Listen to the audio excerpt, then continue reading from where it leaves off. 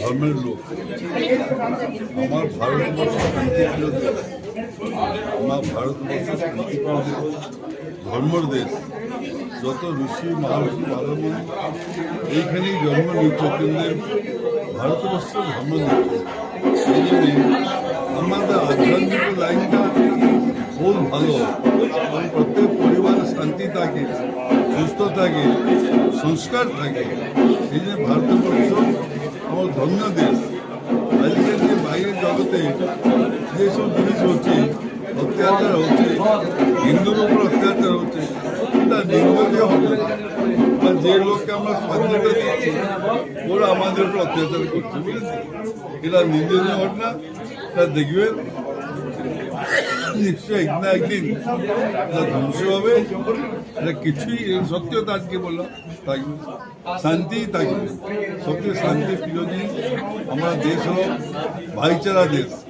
প্রত্যেক হিন্দু হোক, মুসলমান হোক, খ্রিস্টান, প্রত্যেকে ভাই ভাই চলে। আজ যদি চলে আসছে কিছুটা হিংসিত লোক এটাকে চারদিকে হিংসা করছে, সবাই না বুঝলেন। এই জন্যে দেখবেন একদিন না একদিন নিশ্চয়ই আবার আমরা শান্তি ফিরে আসবো। আমরা সনাতন ধর্মের লোক, জগন্নাথ দেশের লোক, সবাই মঙ্গল আমরা চাইব, মঙ্গল কামনা করাইব। এই যে যজ্ঞ পুজো হচ্ছে আজকে রঞ্জিত ঘোষ বাড়িতে যে হচ্ছে, মা তারা পুজো হচ্ছে, জগন্নাথ পুজো হচ্ছে, হাজার হাজার লোক খাচ্ছে। ব্যাপারটা কি আধ্যাত্মিক লাইন দিয়ে সবাই এসছে। তো এই লোক গিয়ে তবে আজকে ধরুন 5,000 7,000 লোক প্রসাদ পাচ্ছেন, ওরা বাইরে গিয়ে বলবেন, আধ্যাত্মিক কথা বলবেন, তা থেকে আবার 25,000 লোক কি শুনে খুশি হবে। আমরা সবাই শান্তি চাই, জগন্নাথ বজায় রहो, শান্তি বজায় রहो, ভাইচারা বজায় রहो, অশান্তি দূরে হোক, শান্তি সব কাজ চলে। জয় জগন্নাথ। আধ্যাত্মিক দিকে জগতে শান্তি কিছুই নাই। আধ্যাত্মিক লাইনতে আপনি দেখবেন শান্তি আছে, পরিবার ভিতরে শান্তি আছে, আপনার ছেলে মেয়ে শান্তি পাবে, সব হবে। জগন্নাথ আধ্যাত্মিক লাইন পেরিয়ে আছে, সব জয় হবে। জয় জগন্নাথ, কল্যাণ মঙ্গল। মহারাজ এখন তা নিন্দা করছি আমি, এটাকে একবার বড় হচ্ছে দমন করছি, নিন্দা করছি। শান্তি পেরিয়ে আসবে, শান্তিতে কিছু জিনিস নাই। বাংলাদেশে যা হচ্ছে, আমার হিন্দুস্তান মোদি চাইবে কালীকে দমন করতে পারে। মোদি দেখছে কি হচ্ছে, কিন্তু শান্তিটা সংসারে যাকে বলবেন শান্তি সবচেয়ে শ্রেষ্ঠ জিনিস। সবাই শান্তি চাইবে, দেখবেন কিছুদিন পর ইয়ার সমাধান হয়ে যাবে, আবার শান্তি পেরিয়ে আসবে। বাংলাদেশ আমি তো যে হচ্ছে নিন্দা করছি।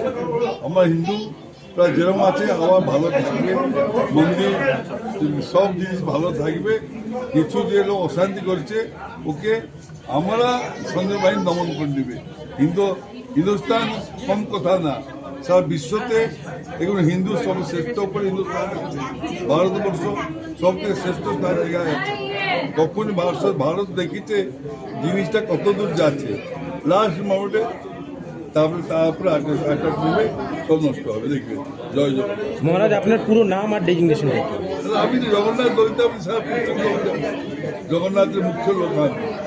জগন্নাথ দলিত বলি সনাতন ধর্মী লোক, এবং ধর্ম প্রচার করি, এবং প্রত্যেকের লোককে বলি যে যা ধর্ম যে করুন, কিন্তু ভাইচারা বজায় রहो, প্রত্যেকের ভিতরে সদা স্নেহ রहो, এইটা আমি চাই।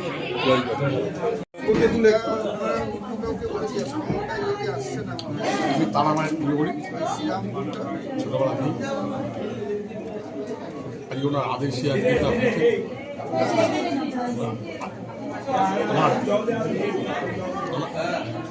ওনার আদেশে আজকে হচ্ছে সব ওনার দেওয়া হয়েছে। আগে আমাদের পুরো 6 মাস উনি আমার হাতে আর তারা মানে আমার একটি রাজ হয়ে গেছে। আজ 4 বছর মহাপ্রভু এসছেন, মহাপ্রভু নিজে এসছেন, আমি উনি আদেশ করেছেন যে তুমি আমাকে পুজো করো। আমি বলেছিলাম যে আমি পুজো করতে পারবো না, কারণ আমার সেই তখন বললো যে একটা ব্রাহ্মণ ডাকি, সাতটি যা দিবি তাকে আমি দেবো, জায়গা আছে মহাপ্রভু এখানে পুজো আছে। আর তারা আমার সবসময় আমার সাথে আছে, যাই করি কোরআনভাবে। আর এই পুজোটা করা অতটা সহজ ব্যাপার নয়, অনেক আচারবিধি মেনে করতে হয়। তো কি কি থাকে আচারবিধির মধ্যে, নিয়ম? আচারবিধি সকালবেলা ভোরবেলা আমাদের 4টের সময় ওঠে চণ্ডীপাঠ হয়, তারা মায়ের চণ্ডীপাঠ করে আমরা গরুদের কাপড় আচার্য গুরুমা করেন।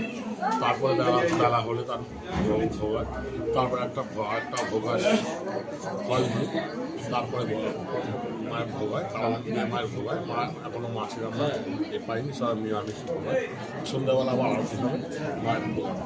আর এখানে হলো জগন্নাথ দৈত্যপতি, সন্ধ্যাবেলা সকালবেলা ভোগ হয়, তারপরে সন্ধ্যাবেলা আবার তার যজ্ঞ হয়। যজ্ঞ হয়েছে, আবার যজ্ঞের সন্ধ্যাবেলা আরতি হয়। কতজন মানুষ আজকে ওখানে তবু আগের কোনো লোক থাকে, আগের কোনো বেশি লোক থাকে। এবং কালকে সাধু সেবা আছে, খাওয়া অন্য জায়গাতে আসতে চাইছে। আমার দাদারা আছে, এরা বললো যে আমরা মোটামুটি আগে 2 বছর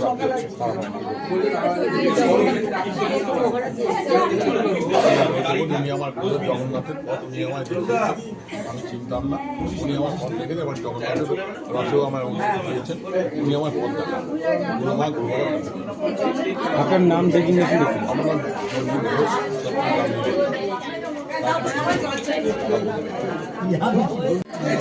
মায়ের যারা পুজো বা পুজো আশ্রমটা হয়, সেটা যারা ধার্মিক মানুষ তাদের প্রত্যেকেরই ভালো লাগে।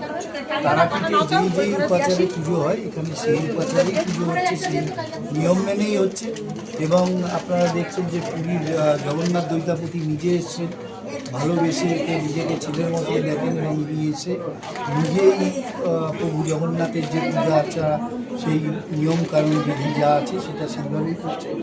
বহু মানুষ শুধু প্রসাদের উপরেই নয়, প্রসাদ তারা তো গ্রহণ করছে, এবং বহু মানুষকে কম্বল বিতরণ থেকে শুরু করে বিভিন্ন যে সামাজিক অনুষ্ঠান, আমরা অনেক ব্যবসায়ীকে দেখেছি, তারা শুধু ব্যবসায়ী করে, ধর্মটা করে।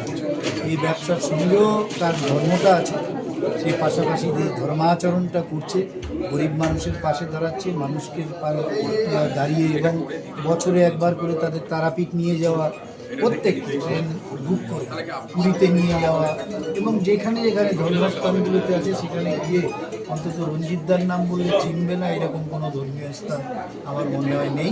এবং প্রত্যেকটা ধর্মস্থানে গিয়ে তিনি তার এই সামাজিক কর্মকাণ্ড করেন। এই কারণেই আমরাও প্রত্যেকে আসি, প্রত্যেকবার এসে এই পুজোতে অংশগ্রহণ করি, মায়ের আশীর্বাদ গ্রহণ করি, এবং মঙ্গলময় ঈশ্বরের কাছে সকলের সুদীর্ঘ জীবন কামনা। আপনার নাম? আমি একটাই কথা বলতে চাই যে মানুষ আজকে যে চারিদিকে পাপ বা যে অন্যায় হচ্ছে তার থেকে মুক্তি পেতে হলে ধর্মের আশ্রয় করতে হবে। এদের একটা জায়গায় আমরা যখন একত্রিত হই, সেখানে আমরা যখন মিলিত হই, তখন আমাদের মধ্যে সেই পাপবোধ বা আমরা সব ভুলে যাই, আমরা একে অন্যকে আলিঙ্গন করি। এই আলিঙ্গনের সময়, এই আবদ্ধতার সময়, এই একাত্মতার সময় আজকে এসে গেছে। তাই আমি প্রত্যেকের কাছে অনুরোধ করবো যে আজকে আপনারা জগন্নাথ দেবের এখানে এসছেন, তারা মায়ের কাছে এসে দর্শন করুন এবং শান্তি কামনা করুন, যাতে আমাদের পৃথিবী আবার সুন্দর ও আনন্দময় হয়ে ওঠে। বলো, তোমার এখানে এসে কেমন লাগছে, কি অনুভূতি? ভালো লাগছে।